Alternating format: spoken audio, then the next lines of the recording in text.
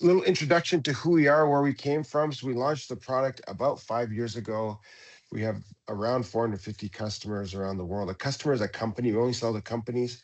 So Perlo would count as one, etc. Over 10,000 projects simulated to date. We have a global customer base. About 65% of our customers are in North America. The rest is the rest of the world. Part of why we're doing this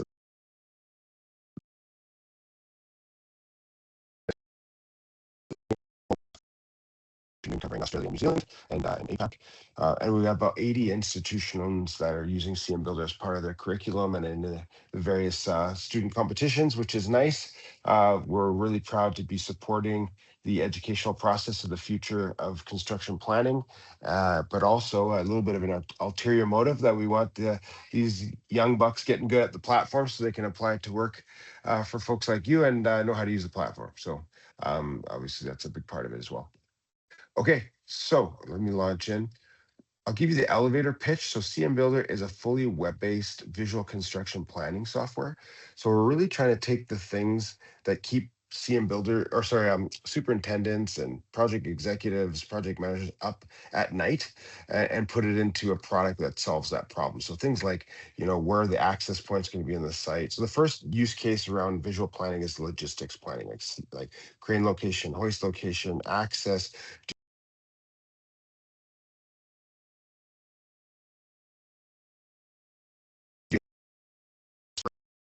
spacing and sequencing considerations you have to take. You have to move power lines, all those types of things, right? That are very site specific, and really 3D planning can be helpful because you're seeing your site in context, and then you're obviously planning with scale and resources that you plan to use in the real world. The next kind of use case is linking up your schedule and importing BIM model. You don't have to use a BIM model. I'll show you a little bit of an example without a BIM model. But the 4D kind of like time and sequencing planning is a big part of cmBuilder as well. It's like, okay, you have your logistics planning, and then you also have, so that's like the means and methods. And it's like, okay, when is it going to show up, and how are you going to build the project? Are you using a placing when we're using concrete pump trucks, etc.? Are you using some of these platforms on the slab edge, or a hoist or something like that in that location? So you have all these different types of use cases around logistics plus model plus schedule to show your project in time, right? And at the end, because you're fully web-based with cmBuilder, you get a lot of benefits of the cloud, right? So you can share links, not files. You can collaborate in real time with multiplayer mode and solve problems quicker inside your project or through your team.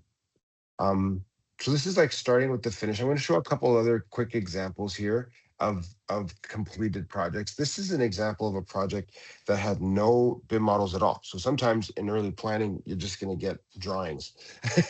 So I think Revanth does a lot of this already. But if you're getting just drawings, you can use the resources and the massing inside cmBuilder to get pretty far.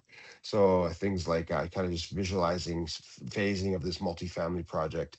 And then we have a whole bunch of resources inside our catalog, like these guardrails and like the cladding, windows, etc., that allow you to kind of get pretty darn far without having a model at all. So you don't even need a schedule either. You can technically just put in Excel, or you can just say step 1, 2, 3, 4, 5, or month 1, 2, 3, 4, 5, or week, or whatever you want to do, because in reality, you often don't have 3D models early in planning, and you still need to be able to visualize and plan the site.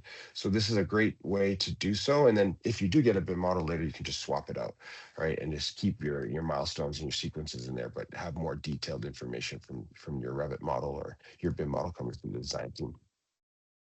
Horizontal projects as well. So if you're building roads, you're building heavy civil projects, here's an example of kind of a bridge demolition and rebuild, kind of step by step, mobile cranes, placing girders. Now this is all using resources inside cmBuilder, so there's no imported model at all. So this is kind of just a unique way. So in this civil world, like our custom terrain and the ability to bring in you're doing your cuts and fills and trenches and stuff like that is critical. There's a lot of great tools in there that handle these horizontal projects as well with cmBuilder, and this kind of just gets you to a final completed site with grading and roads and all that kind of stuff. Okay, so I'm gonna basically build out a project from scratch here, and then I'm gonna come back to those beginning scenarios. And Amir, if you see any questions or in the chat pop up, just yell at me, okay? Because I'm not looking too closely at the chat. So how do I get started, right? So I'm logging into cmBuilder. It's all web-based, so I'll just log into the website. If you do have Procore, you can connect your project from Procore. So you can just take one-to-one, like you got a project Procore, you just create the project cmBuilder, with the same users, permissions, everything for Procore. If you don't have that, that's fine. You could just hit create, and you just say, okay, this is a open demo one. Org versus closed wide. This closed versus org wide is just the ability to have another level of security on your project. So if you're doing like that road project building for the DOT or something like that, there may be a lot more constraints around who can see that project. So within your organization, you can date that and say only certain people can see this. Org wide, it just defaults to the user permissions and that are already set up in the platform. And then yeah, you just and everything starts with an address. So let's go to Portland here. So everything starts with an address. You just punch this address into the map, set new address. Now you can size the map tile, move it around as needed. If you're building with you don't have addresses, you can put lat long coordinates as well. And then I'll just generate this map. So what the software is going to do is based on your site, it's going to create a preview of your site in context with some parametric options. So, okay, do you want it to have a topographic map? Is it a flat map? You can adjust the thickness of the map, etc. So I'm going to apply this. Now, right for now, the idea here of speed, we have lots of over 50% of our users are like superintendents and site folks. Things need to be fast. As soon as it's not loading quickly, we're going to lose people. So that we actually load this map quickly, and then it actually, this image is a bit blurry, as you can see right now. It's going to post-process over the next few minutes here and get clearer because we just like load the map and then we post-process the image. And then these massings are simple massings that are created. I can see I'm in here. Let me just switch to Imperial so you can obviously change your units. Let's do that. Now, these simple maskings are auto-generated. They are adjustable, so you can move them around. You can swap them out. Another option is you can bring in, if you're doing your own like drone programs or you're using third parties to do your drone program, you can also bring in like orthomosaic 2D images so you can see how crisp that image is. This is from Drone Deploy. The customer flies the site, drapes it on the map, and it basically replaces the map with your own imagery, aerial imagery. And then of course for the 3D side as well. So if you can bring in your textured mesh files of your 3D, 3D scanning programs for existing conditions, things like this, you can import that as well. And then the nice thing about cmBuilder is that, and why it goes really well with those programs is like, then you can author on top of it, right? Like to visualize, okay, here's where we're going to be placing gates and fences, and here's where we're going to put our demolition equipment and validating reaches and things like that. Then he's like, okay, well, we're going to demolish the building, then we're going to drive piles on the west while we're excavating on the east, then we're going to move the piling machine over to the east while we're excavating on the west, right? And then we're ready for ground up construction. So you can either use the auto-generated data from cmBuilder, or you can bring in your own data, or you can use Google Earth, which is at the moment a one-step process to import this data into the platform. But coming soon, and if there's time at the end, I can show you a preview of this, is you'll be able to just generate this level of detail automatically on that first step. So that first step that I showed you where I created the map and it just created the simple blocks for the massing, at that step, you'll have a choice. Do you want to just load Google Earth automatically? And then it will bring in the textured mesh files. And there's a whole bunch of slick stuff our team has developed where you can kind of define like an area where you want it to be more detailed, and then have infinite maps. So it'll be like lower detail, but like you'll see the whole city kind of thing in the background, which is really nice. We just did a preview of this at our last user workshop. We do monthly user workshops, and that was extremely well received. Okay, so let's imagine I'm in my Perlo space here. I'm sucking up to you a little bit, and I'm a superintendent. I've got a model, I've got a drawing, I've imported it, and I need to build out a site logistics plan, something that is great for pursuit, to help win the job. And then once you have the job, it's great to look at different schedules, different options: two cranes, two hoists, one crane, one hoist, different types of, study means and methods of like, okay, what if we do prefab versus no prefab? All the optioneering exercises that you might do in pre-construction is a great use case for cmBuilder. And then the last one that is like really becoming more and more popular is just like these look aheads with the trades in the trailer, where you're looking at the next 4 weeks, the next 6 weeks, and saying, hey, these are like micro simulations of what are people going to be doing in construction, and just get just a great communication tool to get everyone on the same page. So let's imagine I'm a superintendent here. I've got my model drawing. I'm ready to start working, right? So what I'm going to do, I'm going to go to 2D mode here. The first thing I need to do is secure my site. So I'm going to go to resources, and as you can see, we're 3,318 resources that come out of the box in cmBuilder. You can search by equipment and vehicles, logistics and facilities, safety. Personal safety is a big use case for us. So we have all these like objects that are just ready for you to be used in cmBuilder. So you can search by subcategory, or you can just search deep search at the top level. Say, okay, I need a fence, right? So I have all these different types of fences. So I'll take this chain wire Jersey barrier fence. Now this is where cmBuilder is quite unique in that it's not a web viewer, right? It's not just a 3D viewer of a model. You're actually authoring and creating new content directly in the browser in cmBuilder. So you have some sketching capabilities: lines, arcs, circles, rectangles. So I'm going to take my rectangular polyline tool here for my fence.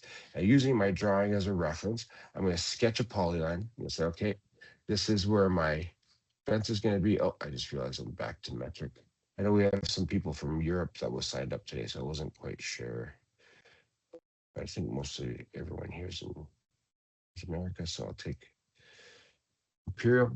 Uh, so basically, right away, it gives you some data like, okay, I have 134 fence panels of this Jersey barrier chain wire fence, 853 feet. You can export that, all your general conditions or general requirements type costs.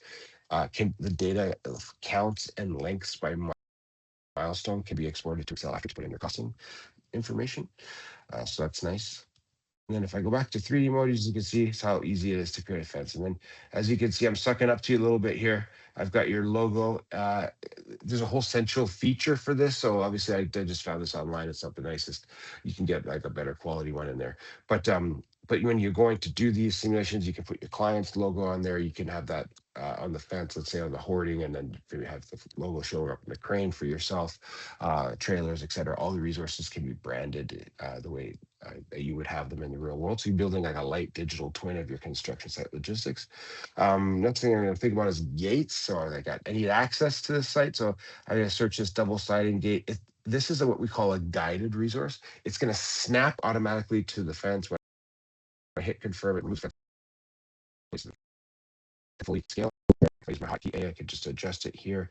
So as you can see, what we're trying to do here is remove the complexity of the 3D modeling side of things, right? Just like make it much more drag and drop, simple user interface. Anyone can do this, right? This is a really accessible tool. So just, simple, easy peasy, drag and drop. Okay, I'm going to keep going here. Let me go into my tree. I'm going to hide this model for a second because I'm not yet ready to kind of sequence this model. I'm still in my site logistic, or it's like my mobilization phase, where I'm thinking about where my laydown is going to be, how am I going to get stuff, if I need to build temporary roads, these types of things. So the next thing I'm going to do is I really like this zone feature, a very, very popular feature. So I'm going to sketch a zone up here on the top of the map. Okay, so let's just imagine this is going to be my loading zone. So I'll add a property, say, okay, this is my loading area. It gives me a square footage of that area if I need that for planning purposes. I can texture this zone. So I can say, okay, this is my caution area, or this is finished landscape, or gravel, or asphalt, or dirt. I'll put the asphalt here. And then I like to put the labels with the zones. So and again, if you're using Bluebeam or something like that for kind of site logistics planning, just on top of it, right? This is a very similar mental model at this phase, right? Where you're looking at a drawing in your site, it's all scaled, and you're starting to just drop in zones and areas of things to make sure you have enough space for stuff, right? Like this is in 2D. You can actually lock it to 2D if you want to, and actually just be working only in 2D. face, right? But just like you would do now. But the beautiful thing about cmBuilder is you just turn around, and boom, click a button, you're in 3D and even 4D. This project on terrain feature is really useful. Anytime you're bringing a 2D element onto the map, uh, and you have slope, you just, if you choose project on terrain, it's going to drape the map. And then this zones feature, like it's doesn't show that much in that case, but when you start putting, like, this is just using zones on the roads and the sidewalks and the landscape. So it's kind of a killer feature in terms of making the whole presentation pop, and just delineate the different areas of the spot. So this is kind of another use of the zones, is just to create something like this, which is just improving the visual quality of the overall presentation. Last thing I'm going to do is I got to think about putting in some trailers. So I'm going to go back to my resources. I like this double stacked container. So I'll grab this double stacked container. Now there's a bunch of tools to just go fast here. So if I hover my mouse into this corner and I hold control, I can just click, click. Imagine I want to have, say, 4 double stacked containers. I got them there, right? So I just lay them on the map. If I want to double click these and adjust where I want the logos are and stuff like that, again, it's all fully parametric. This is like a non-parametric resource because it's a fixed size, like it's a double stack container, 20-foot long double stack container. But we do have some parametric ones too that you can drag and move them around based on, like, off the shelf solutions for, say, offices. Okay, so you get the idea, right? We basically, we in that site setup milestone, you're kind of setting things up. You're placing muster point, soil remediation tanks, all these kind of things that you would normally do. Let's talk about how we start to show a sequence over time, right? So how do I, like, kind of visualize the phasing? So if you don't have a schedule yet, you can just hit add milestone and add a schedule, no problem. Or the easiest way to do this is, like, just upload your schedule. If you're using P6, Microsoft Project, Asta, all the major scheduling softwares, you can just upload the software to cmBuilder. And then you basically, it essentially gives you this simple use. So we read the native file format, so XER, MPP, .pp. So you upload that. It's going to read your tasks and dates, and then you're just going to select the appropriate tasks and dates you want to bring into your simulation based on what level of detail you want to go into. So in this case, I'm just going to take, say, the end date of excavation stage 1, stage 2, pouring the foundation. We'll do structure level 8, so the podium to level 8, and then facade level 18, so weather tight and topped off. Okay, so after I've selected my tasks and my dates, this user interface is basically saying, okay, here are these tasks and dates in your schedule. They're going to become these milestones in cmBuilder. So if you want to rename them, you just type it in and rename them. By default, it keeps the same name, which is what most people do. And then once I hit confirm, this is indicating that this is a linked milestone from a schedule, right? So if you build out a full sequence here, and then 6 weeks from now you get a new schedule, you don't have to redo the whole thing. You just update the schedule with a new schedule, right? So bring in a new schedule and then hit update, right? So it updates automatically. So you have a whole versioning control process. We also have the same versioning control for models as well. So if you have a 3D model, you can do version A, version B. It keeps the sequence. It'll flag things that are new, so you can put them into the simulation.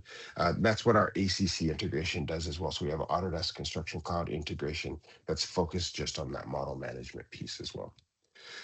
So I have my tasks and my dates for my schedule, right? So they create what we call milestones. So down here is our milestone manager, right? So this is kind of like showing basically the steps of construction that you want to visualize for your client or for whatever stakeholder you're building this for. So I'm going to be active in excavation stage 1. And you're basically going to say, okay, what is the site going to look like at that milestone? So I'm going to go into my terrain, click earthwork. So we got a whole bunch of, this is one of our kind of most popular features. So obviously if you're using 2D for logistics, it's challenging to do excavation because this is not 3D. So we have some cuts, fills, trenches, and ramps. When it comes to bulk and detailed excavation, we suggest using the cut. Trenches are great for obviously trenching into the site for stubbing and civil stubbing, or like horizontal construction uses the trenches a lot. But let's use this cut feature. I've projected this drawing on the terrain, so I'm basically just cutting into this drawing. as a reference. I could swap this drawing out and have a different like geotechnical drawing if I wanted. So I'm just gonna do my cut. I can adjust the depth here with the sliders, or I can just put the value in. Say, okay, I'm gonna go 12 feet deep. I'm gonna hit adjust. I can even control the sloping of each face of the cut individually or all together. So if I want to make it like 4:3 or 2:1, whatever your rules are coming from your structural engineer or your geotechnical engineer, you can model that. You can even control each face individually. Like imagine I want to vertically shore D and C, but I'm going to backfill and slope A and B. You can do that as well. So I've got my first cut, right? And then I'm going to go to my next milestone and say, okay, I'm going to do a second cut. Let's imagine this time I'm going to do no sloping, just all vertical shoring. So actually, let's do this. Do this. Do this. First, we're cut a little bit further. As you notice, I'm not hitting save. It's all auto save. It's happening, it's saving as you're working. And then we have like a whole history log that you can go back and stuff. Imagine this time again, we're turning off the sloping. Okay. And I'm going to go back and change the color of this operation. I'm going to go down 24 feet. And then you can see now I have kind of a 2-cut sequence, right? Boom, boom. And then if I want to put a ramp in, I snap in a ramp. The ramp's also fully parametric. So I can hit 25 feet wide, 20% grade. And then you can even like often people build ramps from the loose volume of previous cuts. So you can choose to include your ramp in your earthwork takeoff or not. So you're not double counting. And then, yeah, if I go here, you can see I just got a simple 2-cut sequence. And then as you're working, you are calculating, you can apply a swell factor and it will calculate your compact and loose volume of each of these operations. And then you can like, have a detailed breakdown that you can export to Excel. So we just actually did a joint presentation with PCL Construction, one of our larger customers. And then how was the? I'd say 10 to 15 hours of using the product for someone who hasn't used 3D much. People who have used 3D before will pick up the platform much quicker. And then we have our training and support that goes with it. So Cliff asks, how long does it take the new users to feel comfortable? So I'd say 10 to 15 hours of using the product, roughly. We usually do 3 to 4 hours of training out the gate. And then obviously the more you use it, the better you're going to get. Okay, so next thing I want to talk about is like this shoring of this face. But as part of this, I want to go into this, so this scenario here that I created. Oh, as you can see, the image is much crisper now. So in a single project, you have this idea of scenarios. Okay, so like you can run as many scenarios as you want. So a scenario could be a crane configuration scenario. It could be different excavation and shoring options, which is very like maybe you have like issues with soil remediation and things like that. Or you have like underpinning agreements or not, prefab versus not prefab, like all the in a single project, as many scenarios as you want, right? So like for example, if I'm in this option, maybe looking at different shoring options, I could go into my excavation stage 2. I'll go to resources and I'll go into equipment and vehicles, and you can see we have 61 excavation and shoring resources. So things like timber lagging, shotcrete wall, sheet piles, um, tiebacks, V-angle bracing, you name it. So imagine I'm going to use my wood lagging soldier pile and I want to show it across this face of elevation. I'm just going to sketch here, hit confirm, hotkey A, bring this down, and then I can just move this out a little bit to show it, right? And then I have my wood lagging soldier pile. Actually, I can move it just a little bit. Yeah, it's nice. So now I have my wood lagging soldier pile. And if you wanted to, of course, that would be not typically the sequence on how you would place this, but you just want to visualize that for the client. Say, okay, we're using this, and maybe there's a schedule impact to that you want to kind of highlight. And if you wanted to like swap this out with the same polyline, you can use our swap feature. See, it says swaps to a different resource. for concrete lagging or something else, shotcrete wall, you could just swap it out rapidly. Which is so basically the idea is like we have customers of ours that are doing like live in the client in the meeting with the client, modeling different scenarios. It's super fast to iteratively and rapidly plan these things out, and then talk through the impacts of the schedule. If, for example, a customer of ours, they couldn't get an underpinning agreement, their property line was literally butted up against the next property line, and then they couldn't get underpinning agreement, so they had to come up with this like whole raker shoring solution that was like a 6 month hit to the schedule. They had two scenarios for each. I think the cost was $3 or $4 million to pay for the underpinning agreement, and to the owner of the adjacent property, that's what they wanted for the underpinning agreement. And then they could quantify that 6 month schedule was worth much more than that. All right, so they used this to work through that scenario and say, okay, it's probably best to just pay the other owner, and then instead of taking the schedule hit. Okay, so let's talk about now bringing in either the massing / resources that you use or your model into the sequence. So I'm just going to go into my tree structure here of my imported BIM model. So I'm not going to get into it now, but there's a whole bunch of stuff you can do with the model. You can split the model, you can like reorganize the data, create sets of stuff in the model. You can like structure it to IFC. I'm not going to get into the weeds on the BIM side of things, but just knows that there's a bunch of stuff that you could do. But the easiest way to do this is you just find the parts in the tree structure of the imported models. Usually customers might split the model by like, say, structure, architecture. That foundation milestone, find my foundation parts, right click and say begin from this milestone, right? Dead simple. So now what I've done now for demolition to be end at. So we have begin from and end at logic for the project you're building, right? For the thing that you're building. At this milestone, we're going to pour the foundation. Okay. So if I go back, it's gone. If I go forward, it stays there, right? You pour the foundation and it stays. At least I hope so, or else there's a problem. So then the next question is like, okay, well, how? What is the means and methods on how we're going to pour the foundation? So for this, I'm going to stay active in my milestone, and I'm going to go into my concrete equipment, grab this concrete pump truck. I'm going to place this concrete pump truck on the map, hotkey A. So this is a fully parametric uh, concrete pump truck. It's built to scale. So so the boom parameters, pump parameters, outriggers, all this is to scale. This is linked to manufacturer's spec sheet. So this is from a real world concrete pump truck. The boom parameters, pump parameters are all there, and it's matching. And if there's a resource that you need and we don't have, you just hit resource requests and say, hey, I need concrete pump XYZ, a different size or something that we don't have.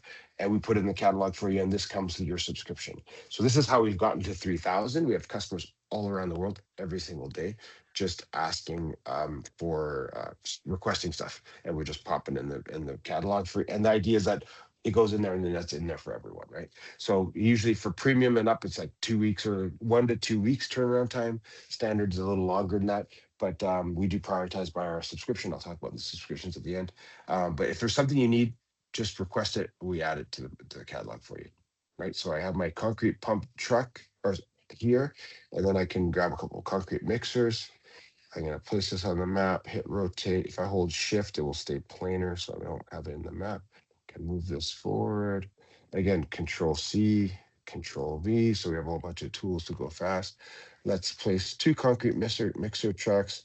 If I double click this, this is also parametric. So if you really want to have fun like some of our supers do of playing SimCity for construction planning, you can get really precise and adjust these things. You can change the color of these things. You can animate these things in different ways. So I have two concrete mixer trucks feeding one concrete pump truck. Next thing I'm going to think about is like, well, what do we need to execute this? We need traffic management. I'm going to sketch a water barrier here. Hit confirm. Okay, so I got my water barrier here. Maybe I need flaggers.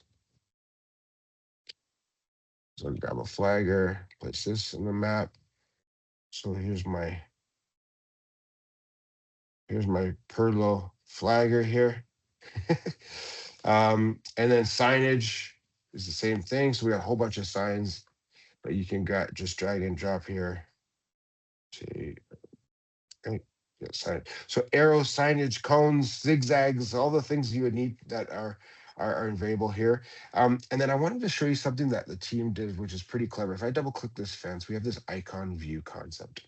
So what this means is a lot of our customers, they still need to do a 2D output at the end, right? Of course, all the 3D stuff is better, but you still need a 2D output in the end. So when I'm in 3D mode, you see the 3D object. But if I go to 2D mode, we have these smart icons. So the fence turns into a dashed line and the gates have icons, and you can add icons to all these resources, right? And then you have like a kind of a legend on your drawing or stuff like that, right? So there's a way for you to kind of like still bang out a nice 2D output with some of these icons kind of calling up, where's my temporary power shack, where's fire hydrants, where's my mustard point, where's my all these kind of things, right? So yeah, so you kind of can toggle between 3D mode and 2D mode and go from there. You can also like kind of fly through the site in different ways. So if I switch my navigation mode to like kind of walk mode, for example, I can actually just like oops, I forgot I gotta use my W so I can like change my view. So I can be in walk mode or I can go into fly mode. Fly mode's super fun. Where you can oops, I'm not so good at it. You can actually tie things together. Why not go here? Back to orbit. I go to fly. Where's my teleport? T. There you go. And like teleport to spots, right? So I can teleport into the site. So you can have lots of fun with the different views here. Once you have your scenario all figured out. So sometimes like walk mode is really helpful for interiors, for example. Fly mode is helpful for bigger sites, right? When you have like a kind of a lot of data, you want to fly things around really quickly. So there's different ways to kind of go through the site, information, and send that to people. So like last thing I'm going to do is I'm going to actually, lastly select these resources. And so for the temporary resources, we have a different logic. So you can do begin from and end at, but it doesn't really work the same because things tend to show up and leave, right?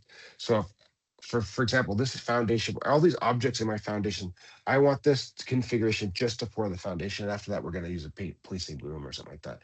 So I'm going to go from this milestone to this milestone. So basically, I just want this just for this foundation pour. So if I go back, it's gone. Forward, it's gone. So there's a logic, like we create an ID under the hood for all these objects so that when you're in presentation mode at the end, it all plays automatically, right? So that's the idea. You tie everything to the milestones, which is linked to your schedule. That's the whole idea. So I'm going to finish sequencing this model real quick. This milestone. And I'll go here, getting from this milestone. Perfect. So you can see I got a bit of a sequence here. Cut one, cut two, foundation, podium, tower. Now, getting to the kind of the most important part of this whole thing on a job like this, crane planning, right? Crane planning is a huge deal. Learned that sometimes in some of our customers, there are only a certain people in the whole company is allowed to decide where the crane goes. So we need better tools, faster tools to plan these things. So if I go into my equipment and vehicles, as you can see, I have 262 fixed cranes, 348 mobile cranes. Once you're in the cranes, you can search by capacity, range, freestanding max range, freestanding height, or my brand. So I can just say, okay, JSO, grab this here. I can snap this as a slab edge if I want to be more precise. Maybe say, okay, I want to be outside the footprint. Hotkey A, I can bring my luffing crane up here. Maybe right away you're like, you know what? I want to be outside of this raised driveway here or raised roadway, but I don't really want to use a luffer. I can just swap and go to J560 flat top crane. Hit A, my hotkey A. Slide this out. I can move my thing. Now again, these like for example that boom here. Let me show you guys. Show again. So that if I try to move my for example so where is it here? Jib length range. So if I try to go beyond 280.5, it's going to stop me because that's the maximum jib length of that crane. And if I'm not sure, I can always load the load tables here that shows you the data on that crane. So in 3D, there are some constraints. I'm like, I'll say, okay, based on this position, the jib length can maximally reach there, which means what is like maybe that heaviest pick is that air handling unit or something like that. You can kind of visualize and just quickly validate if you're gonna have enough capacity to make that lift. And then from a swing radius perspective, we have this like front arm envelope visualization here, so you can start to kind of, if I want to go down, top down, hit my hotkey A, I could kind of visualize where's my crane going to be swinging. Maybe I don't have air rights that I have to think about, right? So you can play around with this and just pick the optimal position of the crane or cranes. Make sure the cranes aren't dancing with each other.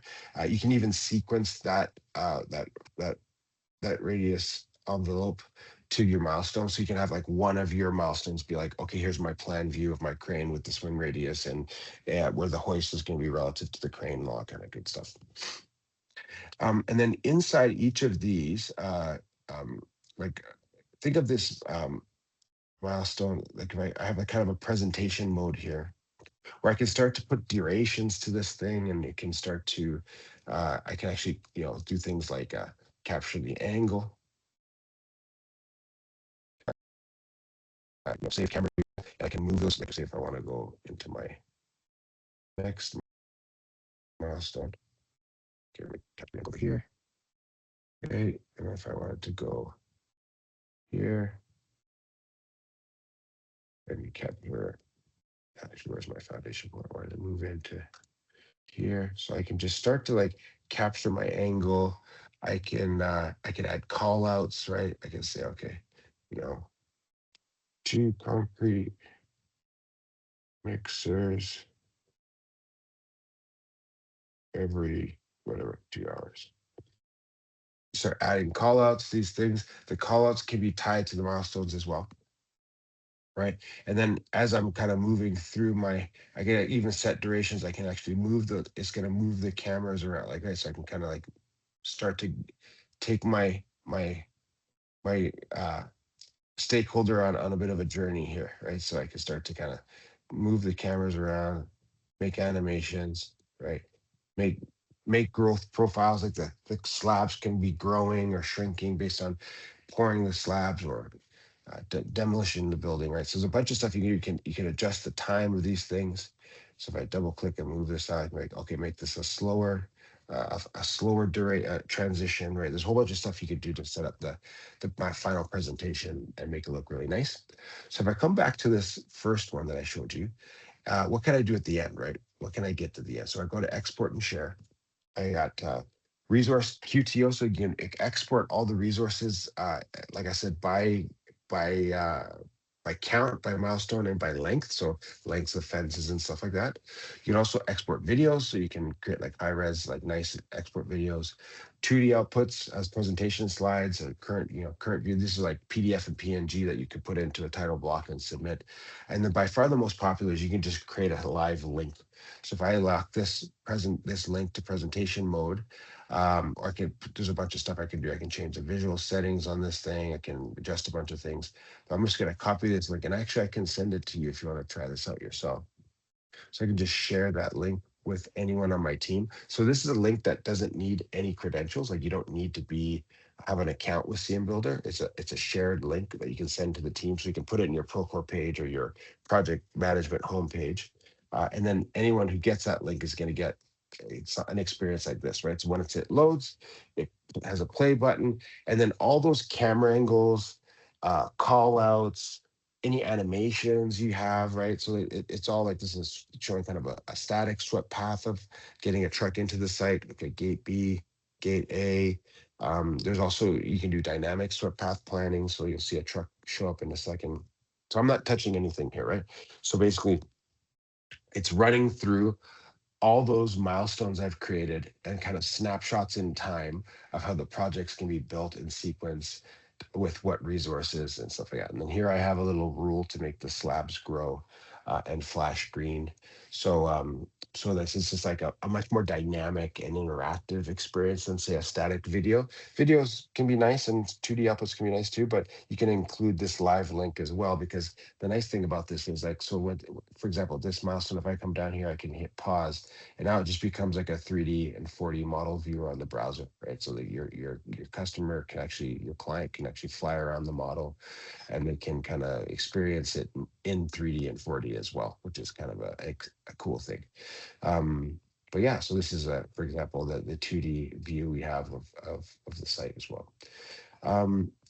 Last thing I'm going to talk about is the ability, the collaboration component is a pretty important thing too. So it's unlimited use. cmBuilder, every subscription comes with unlimited users. So you can invite as many people as you want into the platform. And then once they're in the platform, you can, like, for example, from collaboration perspective, you can just like tag people on comments. So I can just be like, hey, at, Amir, who's on this call with me. It's like, do we need double our race instead? So you can just be like, here's the link, go drop in all your comments. If I tag someone, they get an email with a hyperlink directly to this view. And then it acts kind of like a thread in Slack or in Teams where you can actually reply to it. You can copy new links, you can work through those things and just resolve. But the idea is you're collaborating around the model, right? So instead of like hand sketches back and forth and things like this, you're just collaborating around the model. So it's kind of a nice collaboration component. That's more or less what I plan to show on the product side today. Now, all our training and support's included. We have in the help section, you can book sessions with our team. You can chat with our team directly from the platform. And you can, obviously, there's a bunch of training materials, tutorial videos. We create sandboxes for you. So we started as a service business, and now we're building products. So we very much bring a service as well with this product. So we're very passionate about that.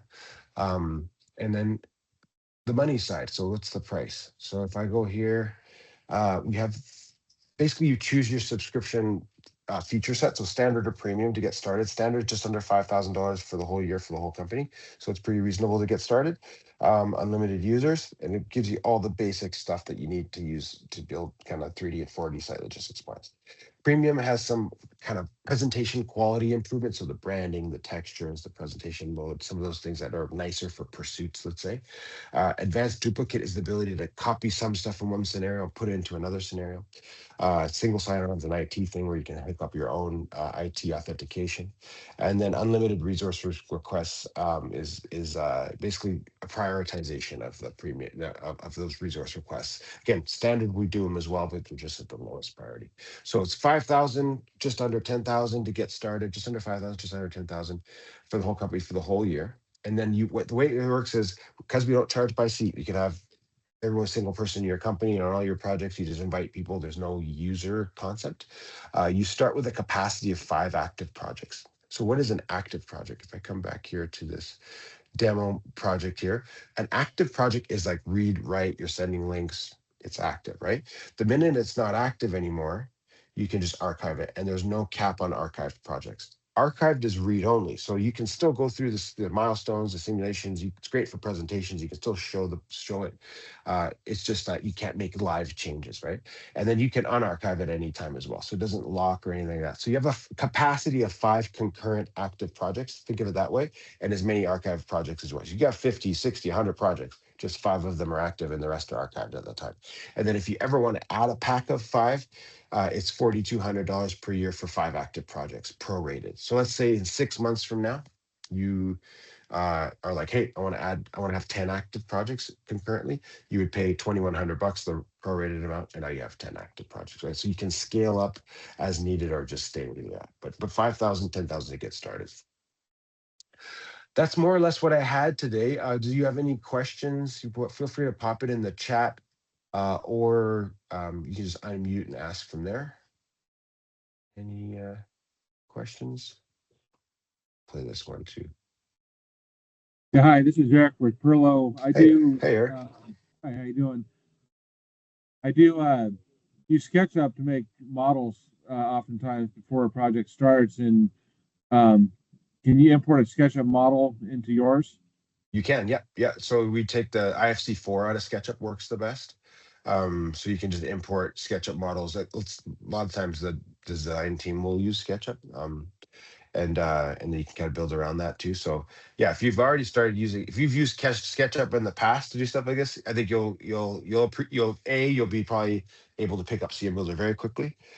And then B, this is purpose built for this, whereas I know SketchUp's more of a, it's like a Swiss Army knife, right? SketchUp can do many different things, which is great, but it's not necessarily built for this, for site logistics planning and excavation, things like that. So, but yes, you can import your SketchUp data. Yeah, no, I'm excited seeing all this equipment and the animation and everything else. I mean, this is exactly what I've been thinking about in my mind. It'd be great to use, right? So yeah, this is great. And I think I saw your super, right? So like we really did build this for supers. Like it's like when we first started, we had lots of folks give us a hard time, like, oh, supers will never use this. They don't use BIM. They do use models. And it was like, well, why is that? Because the supers that I've worked with in my past typically want to use the best tools to plan projects. My assessment is that the product builders aren't making it easy enough. I don't think they don't want to use BIM. I think they do. It's too complicated, like, to do all this 4D stuff, right? So our goal here was to make it simpler so that folks like superintendents can just do some of this work themselves.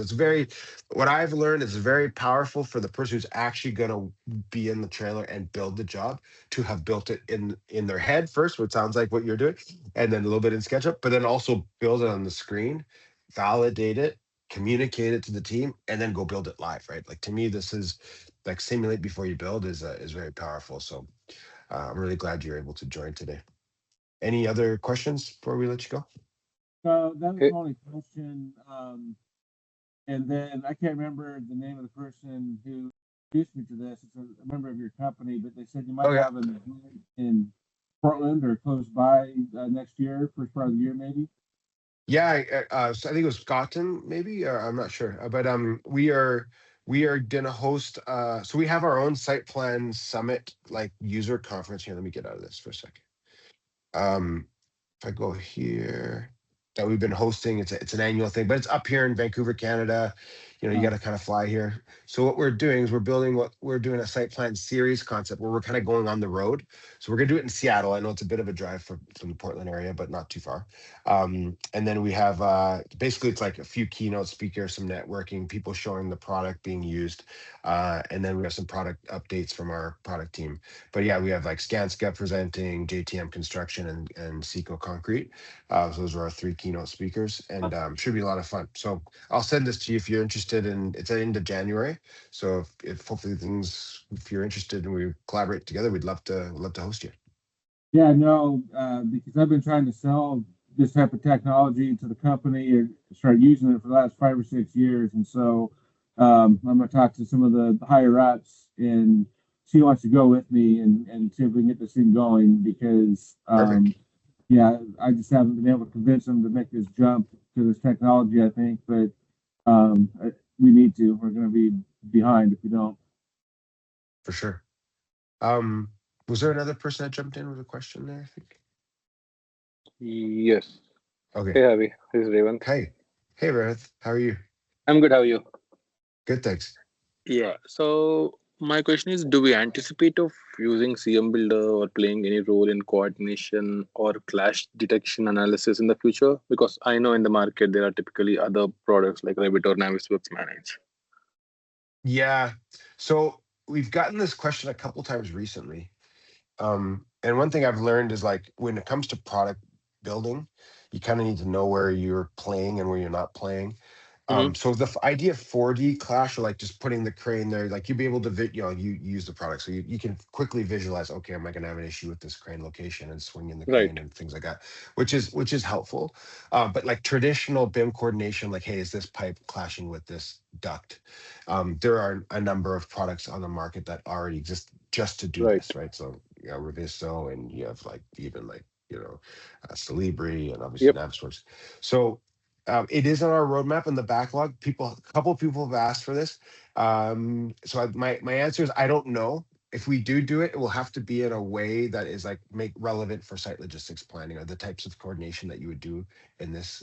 So as we're getting more into detail excavation and like understanding existing conditions, like there's civil like Right. inverts that are already exist, that I think that makes sense to start That makes having sense. Yep. some coordination clash type stuff for that, but like not less so of like inside the building. Hey, is Right. this shear wall got Not like a penetrations traditional of a certain- MEP. Yeah, Yeah. totally. Yeah. Got it. Thanks, Javier. That was my Any- question. Of course. Yeah. Any other questions before I let you guys go? No? Okay. Well, listen, thanks for taking the time. We'll send this recording out after, and Eric, I'll send you an email as well, just so you have my contact information. And yeah, we'll really appreciate you guys logging in, and have a great day. Great, thank you. Thanks. You too. Thanks. Okay, bye guys.